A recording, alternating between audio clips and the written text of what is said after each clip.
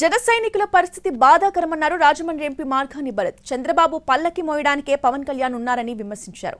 2014లో పొత్తులో అధికారంలోకి వచ్చి ఏం చేశారని ప్రశ్నించారు.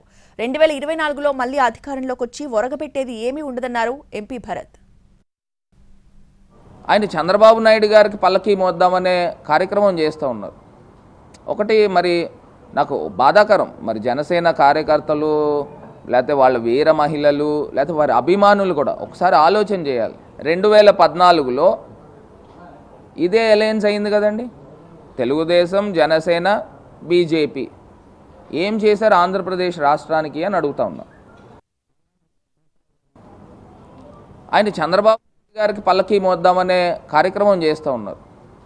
ఒకటి మరి నాకు బాధాకరం, మరి జనసేన కార్యకర్తలు లేకపోతే వాళ్ళ వీర మహిళలు లేకపోతే వారి అభిమానులు కూడా ఒకసారి ఆలోచన చేయాలి. 2014లో ఇదే అలయన్స్ అయింది కదండి, తెలుగుదేశం, జనసేన, బీజేపీ. ఏం చేశారు ఆంధ్రప్రదేశ్ రాష్ట్రానికి అని అడుగుతా ఉన్నాం.